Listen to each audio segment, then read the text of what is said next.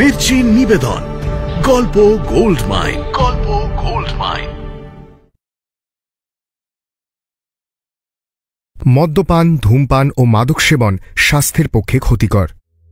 আপনি বাড়ি থেকে শান্ত হয়ে ফিরে এলে তারপরে কথা হবে, এখন থাক।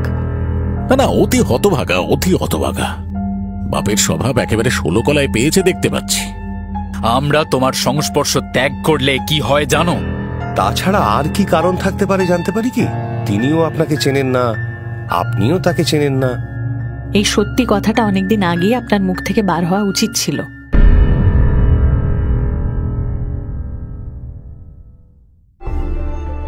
মির্চি গল্প গোল্ড মাইনে আপনাকে স্বাগত। মণিমাণিক্যে ভরা বাংলা সাহিত্যের কিছু কালজয়ী উপন্যাস ও গল্প দিয়ে সাজানো আমাদের এই মির্চি গল্প গোল্ড মাইন। শুনছেন শরৎচন্দ্র চট্টোপাধ্যায়ের লেখা বাংলা ক্লাসিক উপন্যাস দত্তা। নাট্যরূপ ও পরিচালনা শাওলি মজুমদার, প্রযোজনায় প্যাস্টেল এন্টারটেইনমেন্ট। গল্পের সূত্রধার আমি ইন্দ্রাণী। শুরু হচ্ছে দত্তা।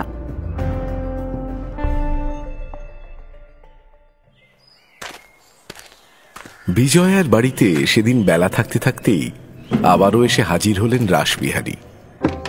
জগদীশের ছেলেকে তার বাড়ি থেকে উৎখাত করতে তিনি বদ্ধপরিকর, কিন্তু বাবার অপরাধে তার নিরপরাধ ছেলেকে ঘর ছাড়া করার সংকল্প বিজয়া কিছুতেই মন থেকে মেনে নিতে পারছিল না। নরেনকে ডেকে ঋণ পরিশোধের মেয়াদ যদি আরো কিছুদিন বাড়িয়ে দেওয়া যায়, সেই চেষ্টা যে একবার অন্তত করা উচিত, সেই কথাই বারবার মনে হচ্ছিল তার। বিজয়া মুখ নিচু করে বসে রইল, কিন্তু রাসবিহারী বললেন, দেখো, আমরাই নোটিশ দিয়েছি, আবার আমরাই যদি তাকে রদ করতে যাই, আর 5 জন প্রজার কাছে সেটা কিরকম দেখাবে একবার ভেবে দেখো দেখি মা। এই মর্মে একখানা চিঠি লিখে তার কাছে পাঠিয়ে দিন না। আমার মনে হচ্ছে নিশ্চয়ই তিনি শুধু অপমানের ভয়েই এখানে আসতে সাহস করেন না। অপমান? কিসের অপমান? তিনি হয়তো ভাবছেন তার প্রার্থনা আমরা মঞ্জুর করব না। মহামানী লোক দেখছি, তাই অপমানটা ঘাড়ে নিয়ে আমাদেরই যেচে তাকে থাকতে দিতে হবে। অযাচিত দয়া করার মধ্যে কোনো লজ্জা নেই কাকাবাবু। ভালো ভালো ভালো, লজ্জা না হয় নেই, কিন্তু আমরা যে সমাজ প্রতিষ্ঠার সংকল্প করেছি তার কি হবে বলো দেখি? তার অন্য কোনো ব্যবস্থাও আমরা ঠিক করতে পারবো।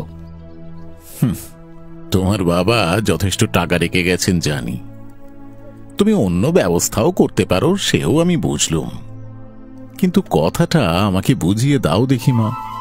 যাকে আজ পর্যন্ত কখনো চোখেও দেখনি, আমাদের সকলের অনুরোধ এড়িয়ে এত প্রজা থাকতে কেবল তার জন্যই বা তোমার এত ব্যথা কেন? আপনাকে তো বলেছি কাকাবাবু, এটা বাবার অনুরোধ। তাছাড়া আমি শুনেছি। কি শুনেছ? আমি শুনেছি তিনি এক ঘরে। তার বাড়ি নিয়ে নিলে আত্মীয় কুটুম্ব কারুর বাড়িতেই তাঁর আর আশ্রয় পাওয়ার উপায় নেই।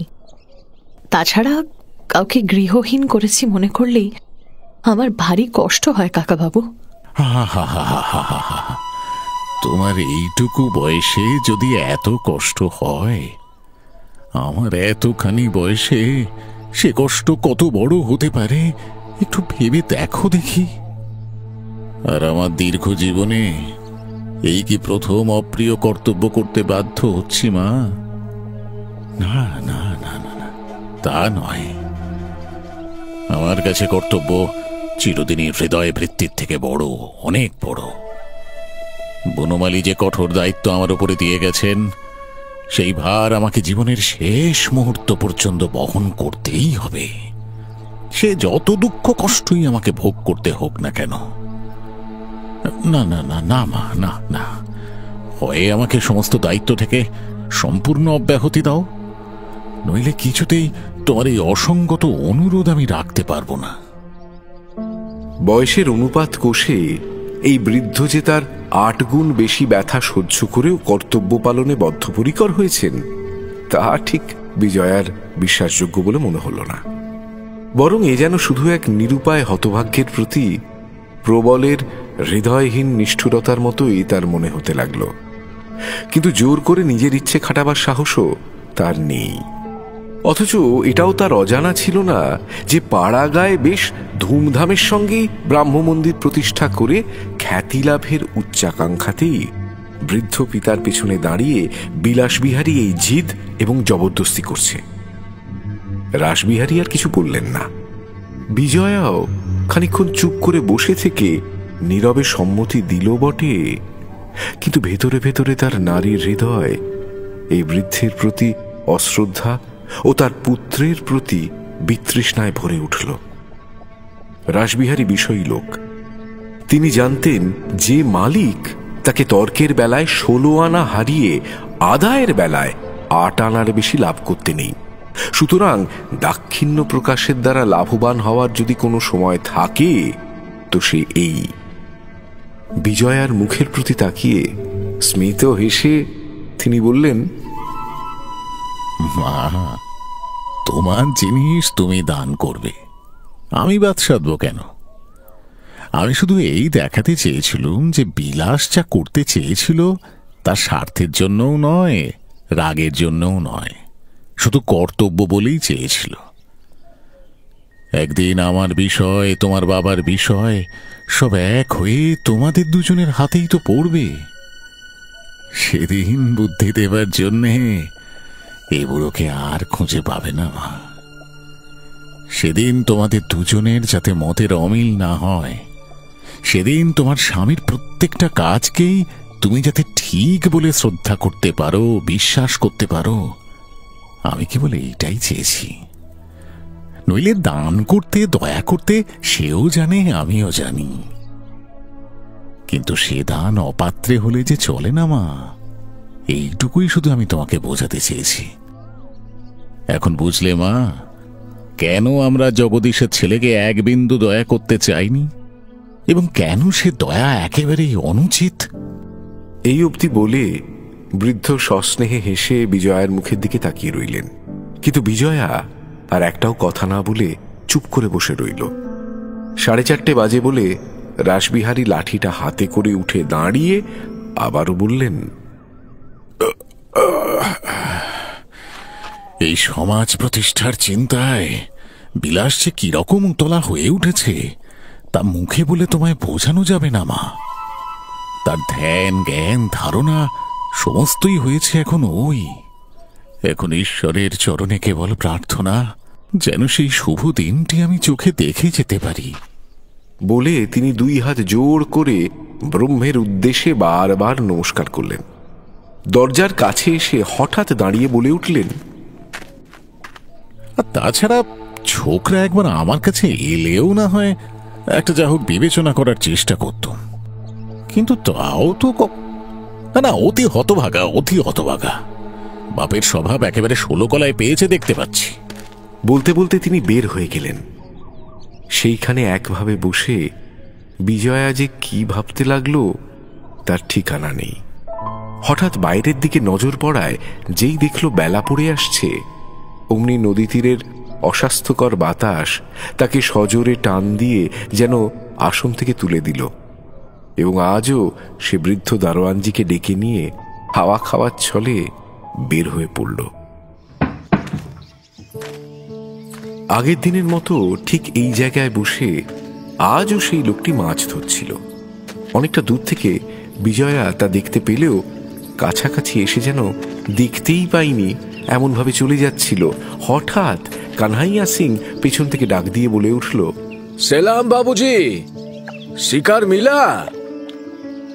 কথাটা কানে যাওয়া মাত্র বিজয়ার মুখ লাল হয়ে উঠল। বিজয়া ফিরে দাঁড়াতেই লোকটি ছিপ রেখে দিয়ে নমস্কার করে কাছে এসে দাঁড়ালো এবং হেসে বলল, হ্যাঁ, তা দেশের প্রতি আপনার সত্যিকার টান আছে দেখছি। এমনকি তার ম্যালেরিয়াটা পর্যন্ত না নিলে আপনার চলছে না। আপনার নেওয়া হয়ে গেছে বোধহয়, কিন্তু দেখে তো মনে হয় না। ডাক্তারদের একটু সবুর করে নিতে হয়, অমন তাড়াতাড়ি। আপনি ডাক্তার নাকি? ওই মানে, আমি ঠিক বুঝেছিলাম নরেন বাবুর আপনি শুধু প্রতিবেশী নন, একজন বন্ধুও। আমার কথা তাকে গল্প করেছেন নাকি? আপনি তাকে একটা অপদার্থ হতভাগা মনে করেন। এ তো পুরনো গল্প, সবাই করে। এ আর নতুন করে বলবার দরকার কি। তবে একদিন হয়তো সে আপনার সঙ্গে দেখা করতে যাবে। তার সম্বন্ধে আমি তো এরকম কথা আপনাকে বলিনি।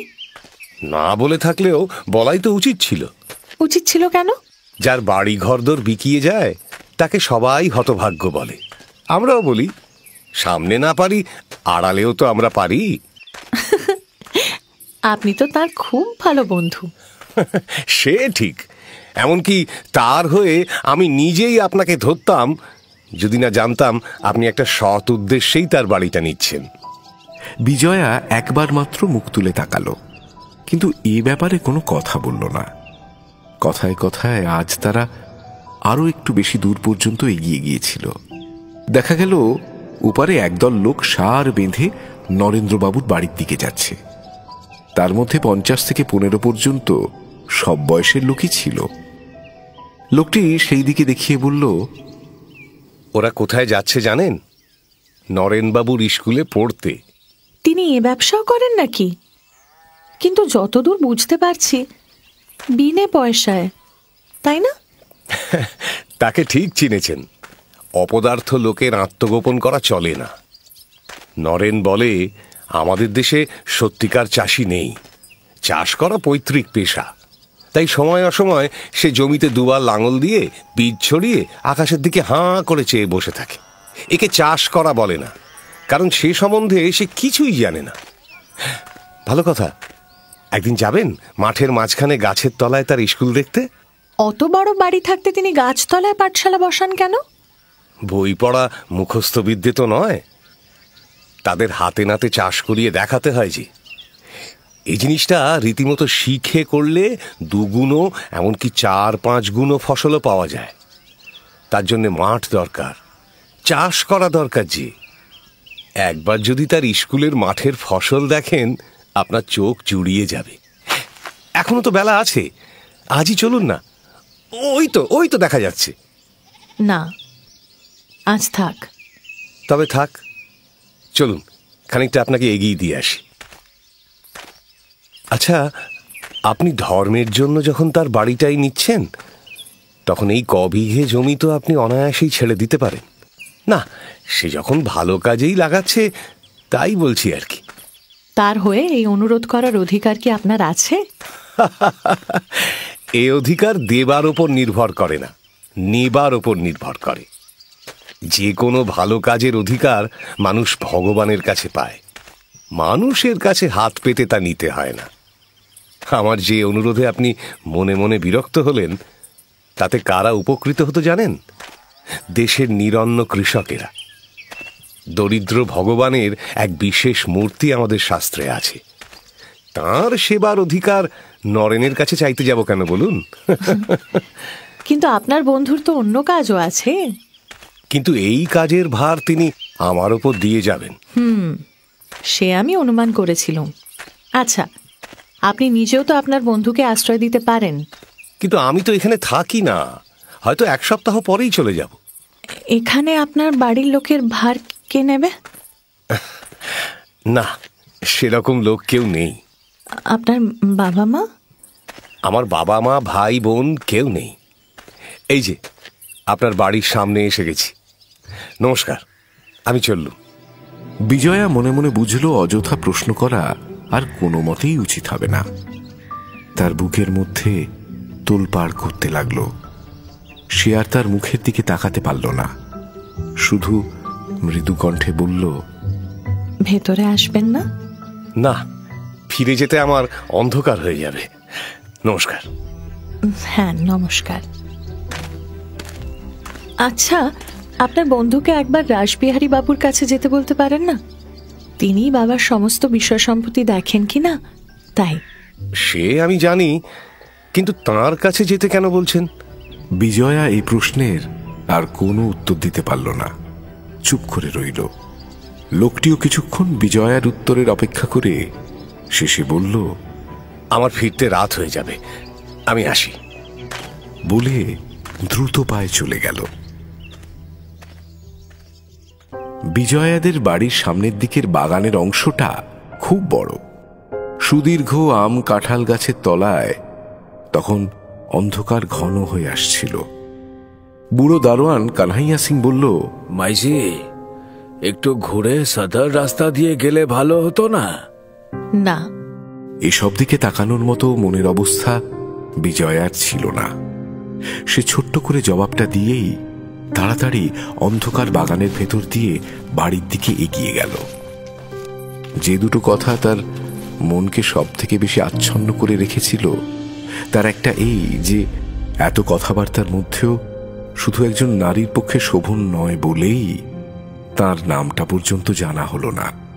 আর দ্বিতীয়টি এই যে দুদিন পরে ইনি কোথায় চলে যাবেন সেই প্রশ্নটা বহুবার মুখে এসে পড়লেও লজ্জায় করতে পারল না। এর সম্বন্ধে একটা বিষয় প্রথম থেকেই বিজয়ার দৃষ্টি আকর্ষণ করেছিল যে ইনি যেই হন যথেষ্ট সুশিক্ষিত এবং পাড়াগাঁয়ে জন্ম হওয়া সত্ত্বেও আর ব্রাহ্ম সমাজভুক্ত না হয়েও অনাত্মীয় ভদ্রমহিলার সঙ্গে অসংকোচে আলাপ করার শিক্ষা এবং অভ্যাস তার আছে। ভাবতে ভাবতে বাড়িতে পা দিতেই পরেশের মা এসে জানালো যে অনেকক্ষণ হলো বিলাসবাবু বাইরের বসার ঘরে অপেক্ষা করছেন। শোনা মাত্রই তার মন ক্লান্তি ও বিরক্তিতে ভরে উঠল। আমি বাড়ি এসেছি তাকে জানানো হয়েছে পরেশের মা? না দিদিমণি, আমি এক্ষুনি পরেশকে খবর দিতে পাঠিয়ে দিচ্ছি। দাঁড়ান দাঁড়ান। তিনি চা খাবেন কিনা জিজ্ঞাসা করা হয়েছিল। ও মা, তার হয়নি। তিনি বলেছিলেন তুমি ফিরে এলে একসঙ্গে হবে। বিলাসবাবুই যে এ বাড়ির ভবিষ্যৎ কর্তা এ খবর কারোরই অজানা ছিল না এবং সেই হিসাবে তার আদর যত্নেরও ত্রুটি হতো না। বিজয়া আর কোনো কথা না বলে উপরে তার ঘরে চলে গেল। প্রায় মিনিট 20 পরে সে নিচে এসে খোলা দরজার বাইরে থেকে দেখতে পেল বিলাস আলোর সামনে টেবিলের উপর ঝুঁকে পড়ে কতগুলো কাগজপত্র দেখছে। তার পায়ের শব্দে সে মুখ তুলে ছোট একটা নমস্কার করে একেবারেই গম্ভীর হয়ে বলে উঠল, তুমি নিশ্চয়ই ভেবেছ আমি রাগ করে এতদিন আসিনি। সেটা কিন্তু নয়, তার প্রমাণও আমি দেব। বিলাস এতদিন পর্যন্ত বিজয়াকে আপনি বলে ডাকত। আজকের এই হঠাৎ তুমি সম্বোধনের কারণ একটুও বুঝতে না পারলেও আনন্দে উচ্ছ্বসিত হয়েও উঠল না। কোনো কথা না বলে ধীরে ধীরে ঘরে ঢুকে একটা চৌকি টেনে নিয়ে বসল। বিলাস সেদিকে ভ্রুক্ষেপ মাত্র না করে বলল, আমি সমস্ত ঠিকঠাক করে এইমাত্র কলকাতা থেকে আসছি। এখন পর্যন্ত বাবার সঙ্গেও দেখা করতে পারিনি। তুমি স্বচ্ছন্দে চুপ করে থাকতে পারো, কিন্তু একটা বিরাট কাজ মাথায় নিয়ে আমি চুপ করে বসে থাকতে পারি না। আমাদের ব্রাহ্ম মন্দির প্রতিষ্ঠা এই বড়দিনের ছুটিতেই হবে, তারই সব ব্যবস্থা করে এলাম। সবকিছু এই কাগজখানায় আমি টুকে এনেছি, একবার পড়ে দেখো। বিজয়া একটা কথাও বলল না। নিমন্ত্রিতদের ব্যাপারেও লেশমাত্র কৌতূহল প্রকাশ করল না। যেমন বসেছিল ঠিক তেমনি বসে রইল। এতক্ষণ পরে বিলাসবিহারী বিজয়ার নীরবতা লক্ষ্য করে বলল, ব্যাপার কি এমন চুপচাপ যে? আমি ভাবছি আপনি যে নিমন্ত্রণ করে এলেন এখন তাঁদেরকে কি বলবেন। তার মানে? মন্দির প্রতিষ্ঠা সম্বন্ধে আমি এখনো কিছু ঠিক করে উঠতে পারিনি। তুমি কি ভেবেছো? হ্যাঁ, এই ছুটির মধ্যে না করতে পারলে আর তাড়াতাড়ি করা যাবে? তারা তো কেউ তোমার ইয়ে নন যে তোমার যখন সুবিধা হবে তখনই তারা এসে হাজির হবেন। আর ঠিক করে উঠতে পারোনি মানে? আমি ভেবে দেখলাম এখানে এই নিয়ে বাড়াবাড়ি করবার দরকার নেই। বাড়াবাড়ি করতে হবে এমন কথা তো আমি বলিনি। বরঞ্চ এই যে নিঃশব্দে করার মতো কাজ সে জ্ঞান আমার আছে, তোমাকে সেজন্য চিন্তিত হতে হবে না। এখানে ব্রাহ্ম মন্দির প্রতিষ্ঠা করার কোনো সার্থকতা নেই, সে হবে না। বিলাস প্রথমটা এমনই অবাক হয়ে গেল যে তার মুখ দিয়ে একটা কথাও বের হলো না। রাগে তার চোখ দুটো যেন জ্বলতে লাগলো। বিজয়া নির্বিকার ভাব করে চুপ করেই রইল। বিলাস নিজেকে সংযত রাখার আপ্রাণ চেষ্টা করে বলল, আমি জানতে চাই তুমি যথার্থ ব্রাহ্ম মহিলা কিনা। আপনি বাড়ি থেকে শান্ত হয়ে ফিরে এলে তারপরে কথা হবে, এখন থাক। বিলাসের তীক্ষ্ণ কথায় উত্তেজিত হয়েও চোখের পলকে নিজেকে সংযত করে কথাটা বলেই বিজয়া উঠতে যাবে, এমন সময় ভৃত্য চায়ের সরঞ্জাম নিয়ে প্রবেশ করছে দেখে সে বসে পড়ল। বিলাস সেদিকে তাকালো না। ব্রাহ্ম সমাজভুক্ত হয়েও সে নিজের ব্যবহার সুসংযত বা ভদ্র করতে শেখেনি। সে চাকরের সামনেই উদ্ধত কণ্ঠে বলে উঠল, আমরা তোমার সংস্রব একেবারে পরিত্যাগ করতে পারি, তা জানো? সে আলোচনা আমি কাকাবাবুর সঙ্গে করব, আপনার সঙ্গে নয়। এই নিন চা। আমরা তোমার সংস্পর্শ ত্যাগ করলে কি হয় জানো? না, তবে যাই হোক, আপনার দায়িত্ববোধ যখন এত বেশি, তখন আমার অনিচ্ছায় যাদের নিমন্ত্রণ করে অপদস্থ করবার দায়িত্ব নিয়েছেন তাদের ভার নিজেই বহন করুন। আমাকে অংশ নিতে অনুরোধ করবেন না। আমি কাজের লোক, কাজই ভালোবাসি, খেলা ভালোবাসি না, সেটা মনে রেখো বিজয়া। আচ্ছা, ভুলব না। হ্যাঁ, যাতে না ভুলো সে আমি দেখব। বিজয়া এর জবাব দিল না। মুখ নিচু করে নিঃশব্দে চায়ের কাপে চামচটা ডুবিয়ে নাড়তে লাগলো। তাকে চুপ করে থাকতে দেখে বিলাস নিজেকে কিছুটা সংযত করে প্রশ্ন করল, এত বড় বাড়ি তবে কি কাজে লাগবে শুনি? এ তো আর শুধু শুধু ফেলে রাখা যাবে না। না, কিন্তু এ বাড়ি যে নিতেই হবে সে তো এখনো স্থির হয়নি। আলবাত হয়েছে, 100 বার স্থির হয়েছে। আমি সমাজের মান্য ব্যক্তিদের ডেকে এনে অপমান করতে পারবো না। এ বাড়ি আমাদের চাই, এ আমি করে তবে ছাড়বো, এই তোমাকে আজ আমি জানিয়ে গেলাম। বলে প্রত্যুত্তরের জন্য অপেক্ষা মাত্র না করে দ্রুত বেগে বেরিয়ে গেল। সেই দিন থেকে বিজয়ার মনের মধ্যে এইটুকু আশা জন্মেছিল যে সেই অপরিচিত লোকটি যাওয়ার আগে অন্তত একবার হলেও তার বন্ধুকে নিয়ে অনুরোধ করতে আসবেন। কিন্তু দিন বয়ে যেতে লাগল। না এলেন তিনি, না এলো তার অদ্ভুত ডাক্তার বন্ধুটি। বিজয়ার সঙ্গে বৃদ্ধ রাসবিহারীর দেখা হলো, কিন্তু বিলাস তাকে বিজয়ার বলা কথাগুলো আদৌ জানিয়েছে কিনা তার কোনো আভাসও দিলেন না। বরঞ্চ এমন ভান দেখাতে লাগলেন যেন সব ঠিক হয়েই গেছে। অঘ্রাণ শেষ হয়ে গেল। পৌষের ঠিক প্রথম দিনটিতেই বাবা ছেলে একসাথে বিজয়ার বাড়িতে এসে হাজির হলেন।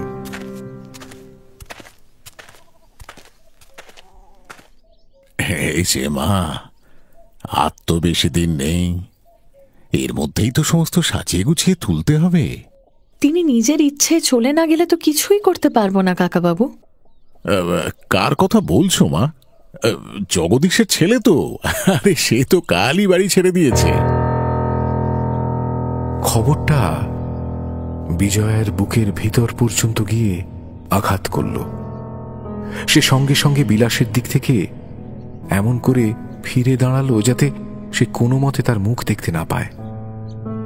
এইভাবে কিছুক্ষণ স্তব্ধ হয়ে আঘাতটা সামলে নিয়ে আস্তে আস্তে রাসবিহারীকে জিজ্ঞাসা করল, তার জিনিসপত্রর কি হলো?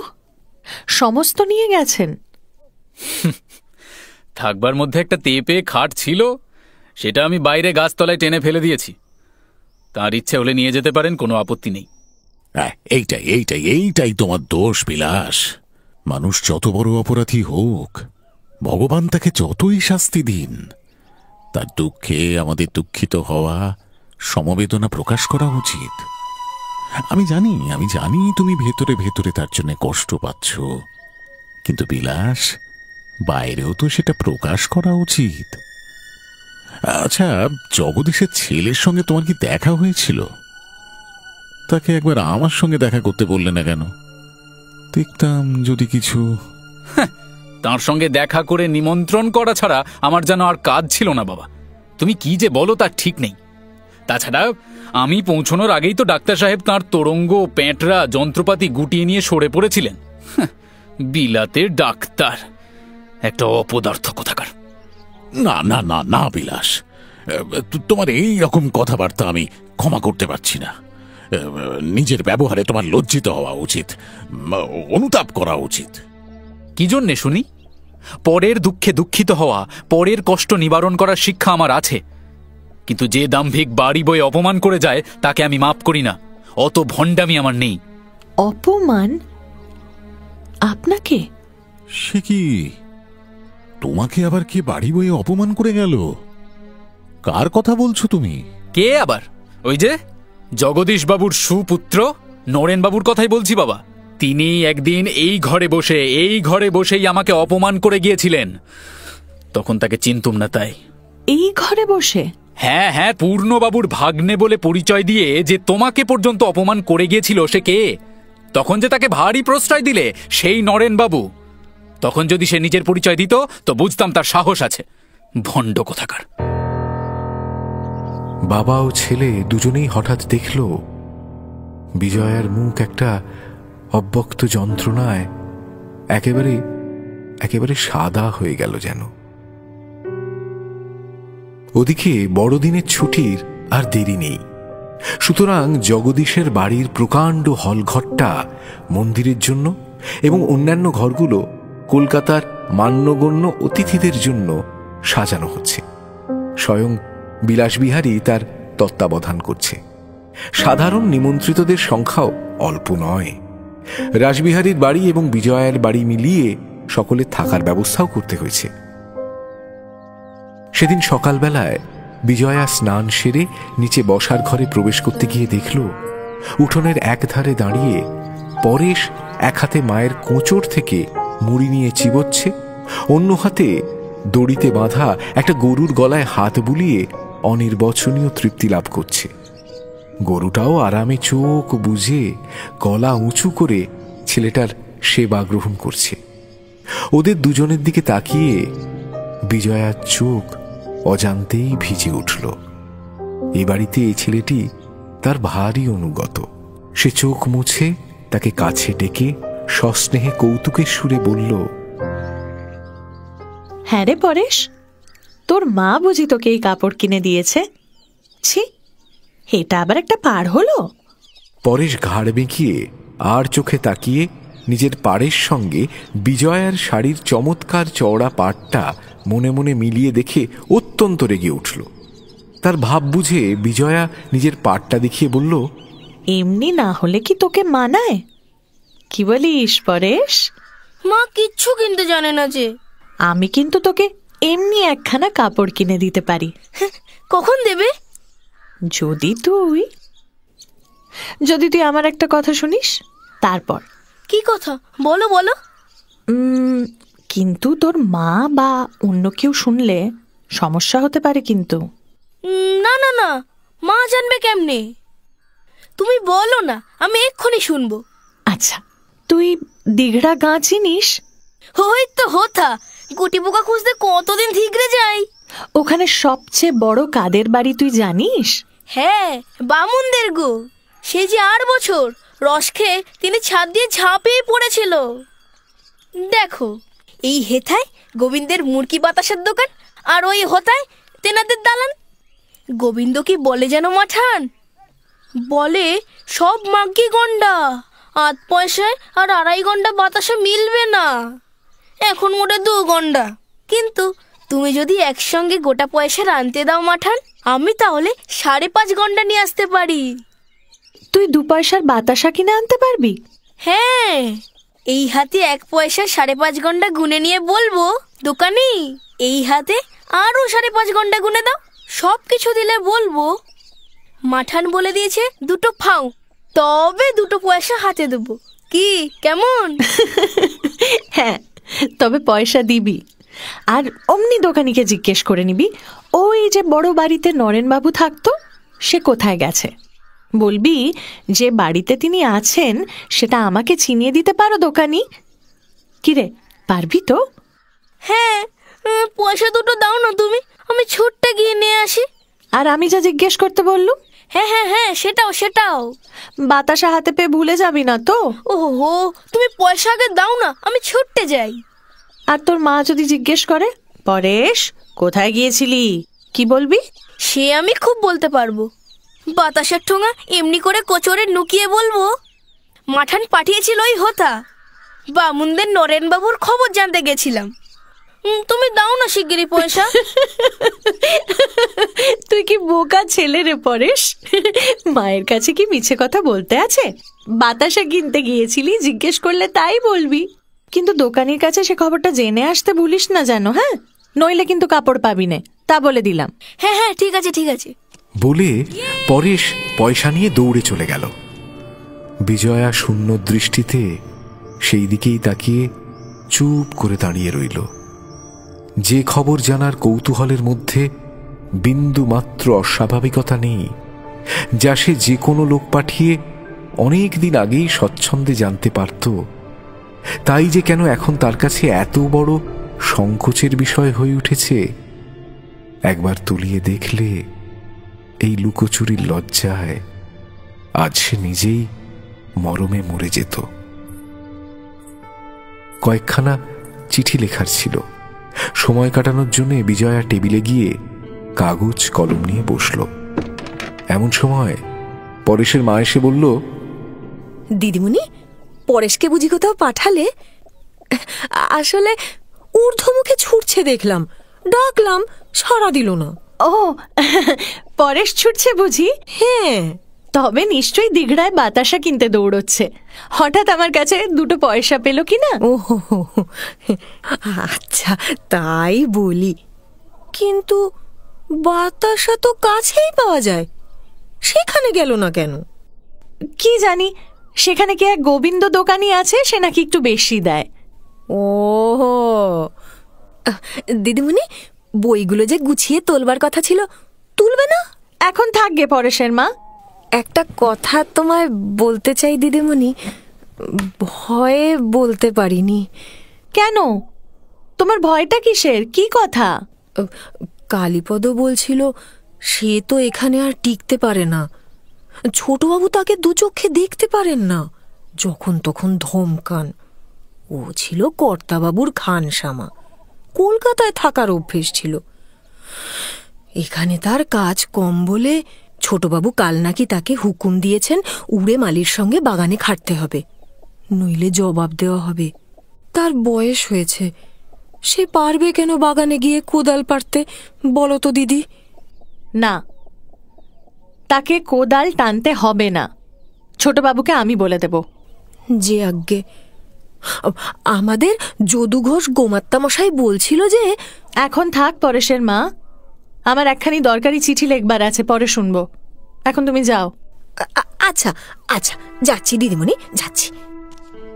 পরেশের মা চলে গেলে সে চিঠি লেখায় মন দেবার চেষ্টা করল, কিন্তু কথাগুলো এমন এলোমেলো হয়ে মনে আসতে লাগলো যে কয়েকটা চিঠির কাগজ ছিঁড়ে ফেলে তাকে কলম রেখে দিতে হলো। কিন্তু পরেশের দেখা নেই। মনের চাঞ্চল্য আর দমন করতে না পেরে বিজয়া ছাদে উঠে তার পথ চেয়ে দাঁড়িয়ে রইল। অনেকক্ষণ পরে দেখা গেল সে হন হন করে নদীর পথ ধরে আসছে।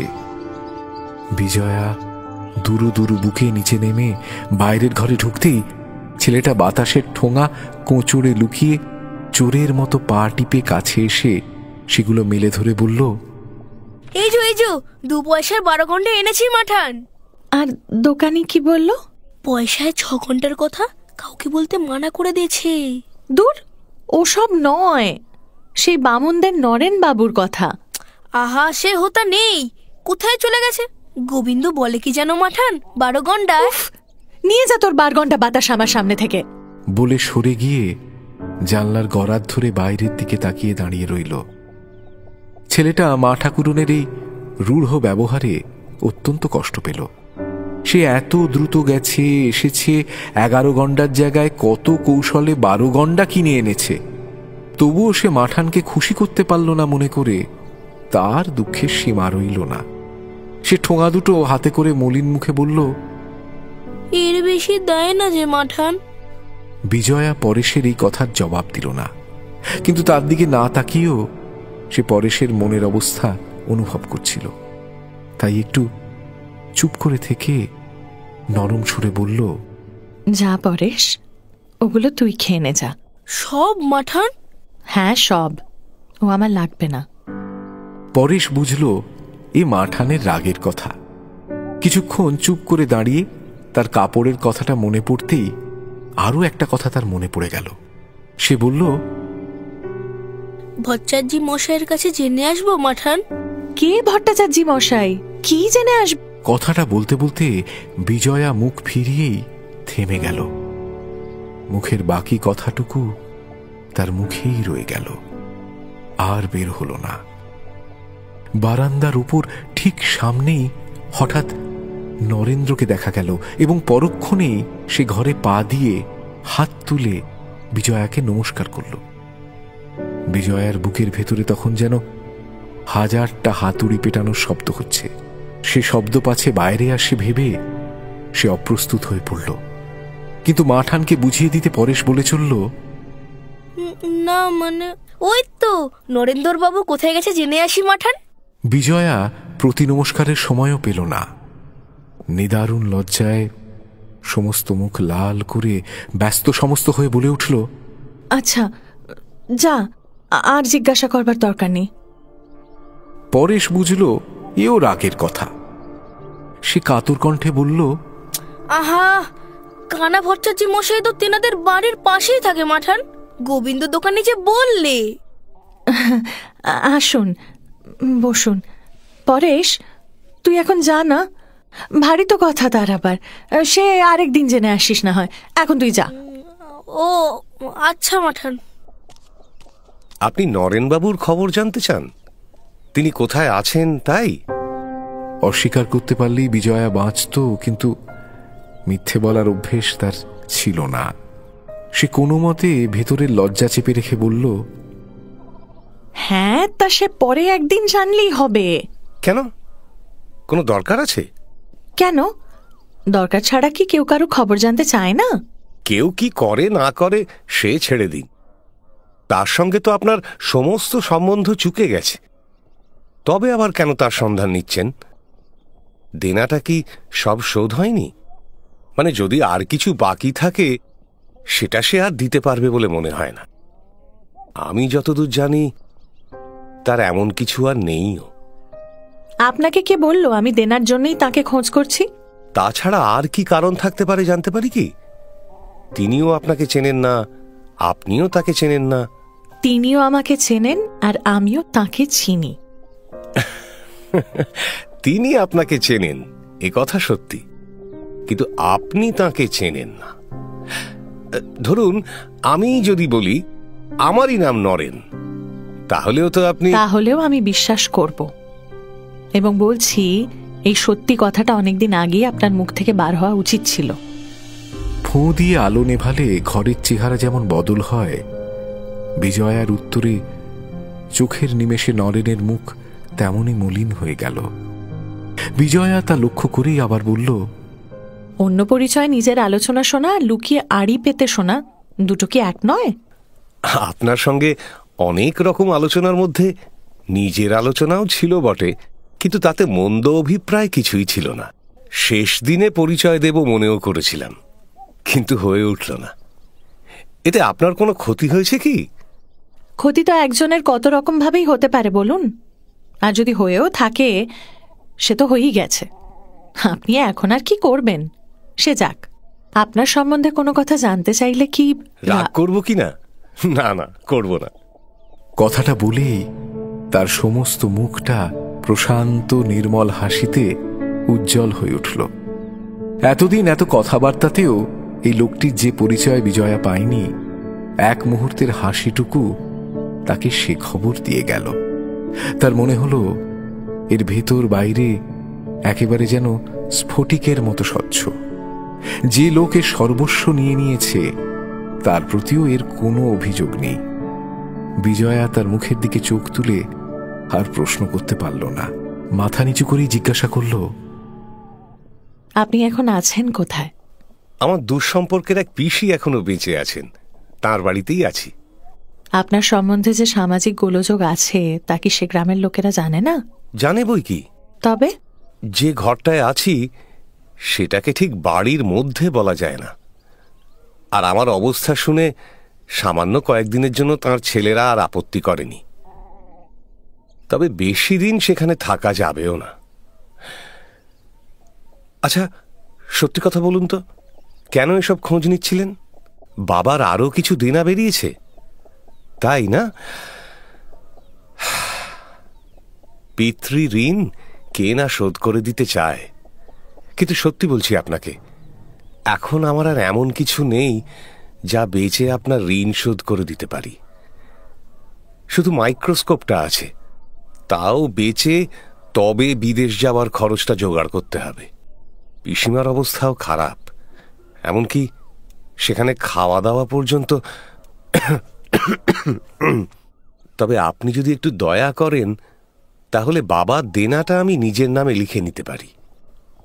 ভবিষ্যতে শোধ দিতে প্রাণপণে চেষ্টা করব। আপনি রাসবিহারী বাবুকে একটু বললেই তিনি আর এ নিয়ে আমাকে এখন জোরাজুরি করবেন না। মাঠান, মা বলছে বেলা যে অনেক হয়ে গেল, ঠাকুর মশাইকে ভাত দিতে বলবে। ইস, আপনার কত দেরি করিয়ে দিলাম। আপনি কি জন্য এসেছিলেন সে তো বললেন না। সে থাক। আপনার পিসিমার বাড়ি এখান থেকে কত দূর? এখন তো সেখানেই যেতে হবে আপনাকে, তাই না? হ্যাঁ, তা একটু দূর হবে বই কি, এই ক্রোশ 2 হবে। এই রোদের মধ্যে এখন 2 ক্রোশ হাঁটবেন? যেতেই তো 3টে বেজে যাবে। তা হোক, আজ চলি। নমস্কার। আমার একটা অনুরোধ আপনাকে আজ রাখতেই হবে।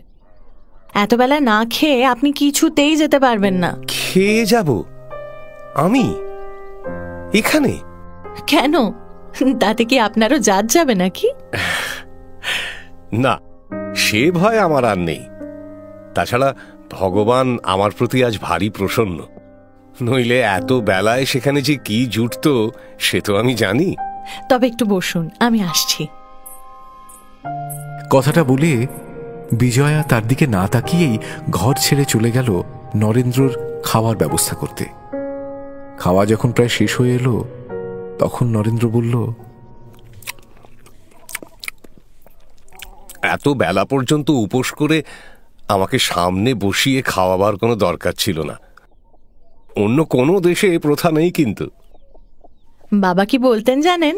বাবা বলতেন যে দেশে মেয়েদেরকে পুরুষদের সঙ্গে বসে খেতে হয় আর তারা নিজেরা অভুক্ত থেকে পুরুষদের খাওয়াতে পায় না, সে দেশের ভারী দুর্ভাগ্য। আমারও তাই মনে হয়। জানেন কেন মনে হয়? অন্য দেশের কথা না হয় ছেড়েই দিলাম, কিন্তু আমাদের দেশেও তো অনেকের বাড়িতে খেয়েছি, তাঁদেরও কিন্তু একসাথে বসেই খেতে দেখেছি। বিলিতি প্রথা যাঁরা শিখেছেন তাঁদের বাড়িতে হয়তো চলে। আসলে আপনি নিজে সে দেশে অনেকদিন ছিলেন বলেই আপনার ভুল হচ্ছে। নইলে পুরুষদের সামনে বার হই, দরকার হলে কথা বলি বলেই আমরা সবাই মেম সাহেবও নই, আর তাদের মতো আমাদের চাল চলনও নয়। না চললেও চলা তো উচিত। যাদের যেটা ভালো তাদের কাছ থেকে সেটা তো নেওয়াই ভালো। কোনটা ভালো? একসঙ্গে বসে খাওয়া? আপনি কি জানবেন মেয়েদের কতখানি জোর এই খাওয়ানোর মধ্যে থাকে?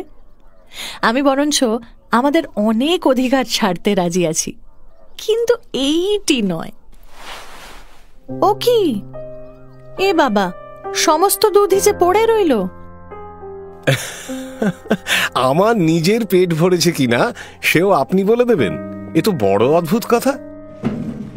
কথাটা বলে নরেন্দ্র উঠে দাঁড়াতেই বিজয়া একটু হাসল বটে, কিন্তু নরেন্দ্র ওইটুকু দুধ না খাওয়ার জন্য সে মনে মনে ক্ষুব্ধই হয়েছে একটু।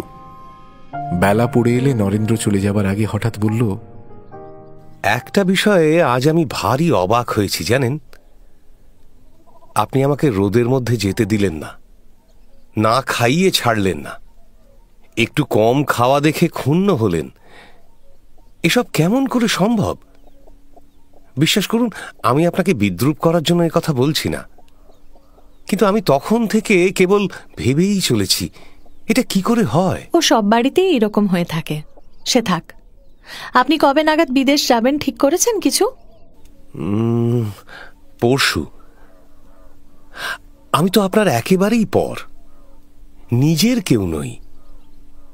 আমার দুঃখ কষ্টতে সত্যিই আপনার কিছু আসা যাওয়ার কথা নয়। তবু আপনার আচরণ দেখে কে বলবে আমি আপনার নিজের লোক নই? আমার বোন নেই, মাও ছেলেবেলায় মারা গেছেন। তাঁরা বেঁচে থাকলে এমনি ব্যাকুল হতেন কিনা আমি ঠিক জানি না, কিন্তু আপনার যত্ন করা দেখে আমি সত্যিই খুব অবাক হয়ে গেছি।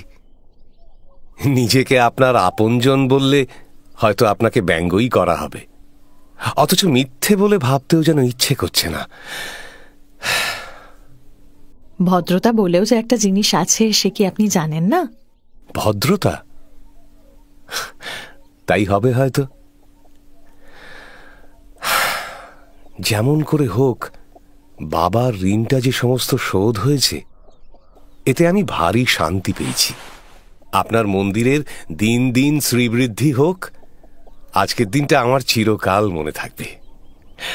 আমি চললুম। একটু দাঁড়ান। আর কিছু বলবেন? আপনার মাইক্রোস্কোপটার দাম কত? কিনতে আমার 500 টাকারও বেশি লেগেছিল, কিন্তু এখন 250 টাকা, 200 টাকা পেলেও দিয়ে দেব। নিতে পারে এমন কাউকে আপনি জানেন? একেবারে নতুন আছে বললেও হয়। এত কমে দেবেন? আপনার কি ওটার কাজ ফুরিয়ে গেছে? কাজ কিছুই হয়নি। আমার নিজেরই অনেক দিনের স্বাদ একটা কিনবার, কিন্তু হয়ে ওঠেনি। কাল একবার দেখাতে পারেন? হ্যাঁ, নিশ্চয়ই। আমি সমস্ত আপনাকে দেখিয়ে দিয়ে যাব। আমি বলছি, ওটা নিলে আপনি ঠকবেন না। আমার আর কোনো উপায় নেই, তাই।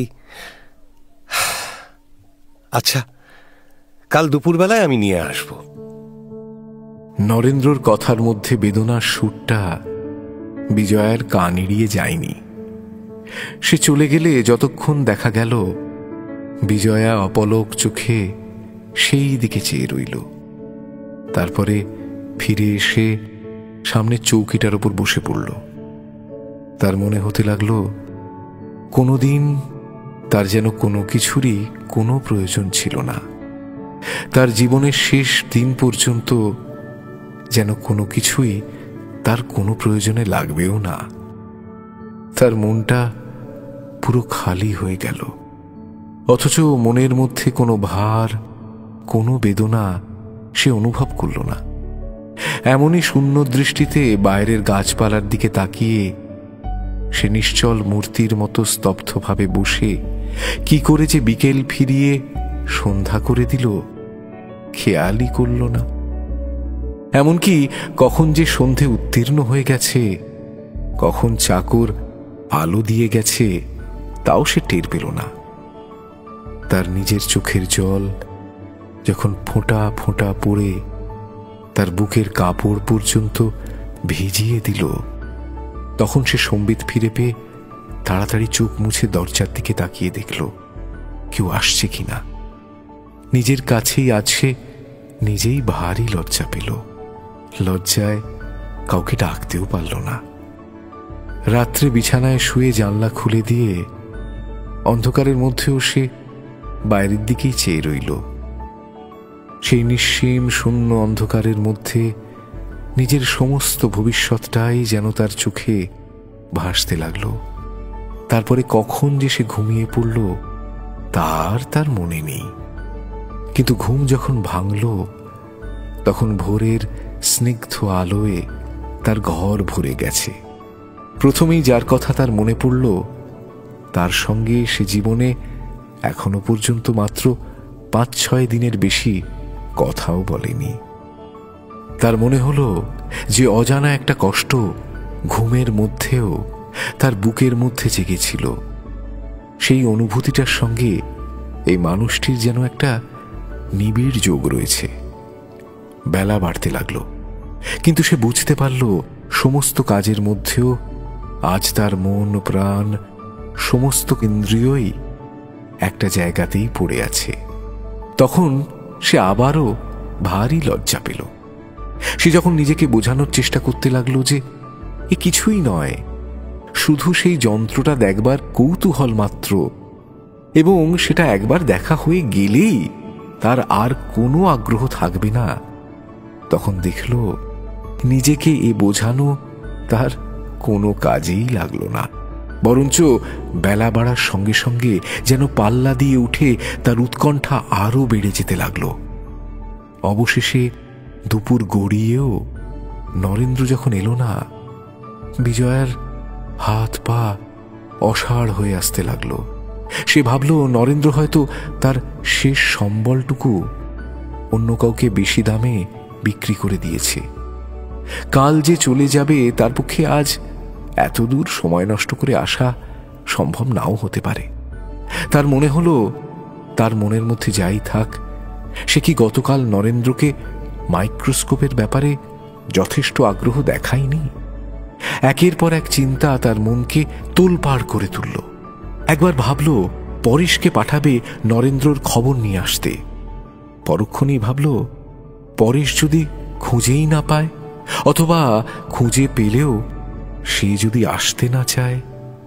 এমনই হাজারো চিন্তা করতে করতে ঘড়ির দিকে তাকিয়ে সে যখন ক্রমাগত ঘর বার করছে, যখন কোনো মতেই তার সময় আর কাটছিল না, ঠিক সেই সময় পরেশ ঘরে এসে বলল, মাথার নিচে এসো, বাবু এসেছে।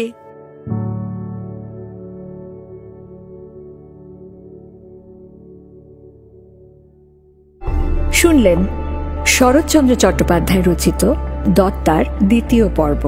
গল্প পাঠে সৌভিক গুহ সরকার, বিজয়া অয়ন্তিকা, নরেন শেখর, বিলাস আকাশ পাত্র, রাসবিহারী সঞ্জয় দত্ত।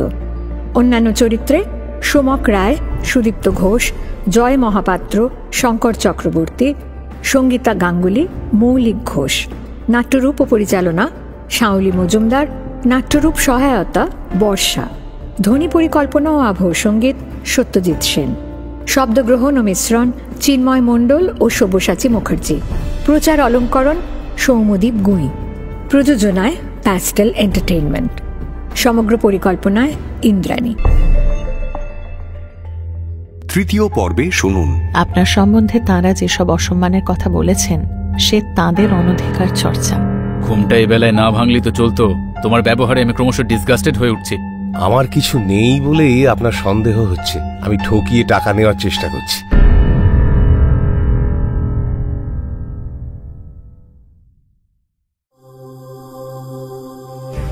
মির্চি নিবেদন গল্প গোল্ড মাইন। গল্প গোল্ড মাইন।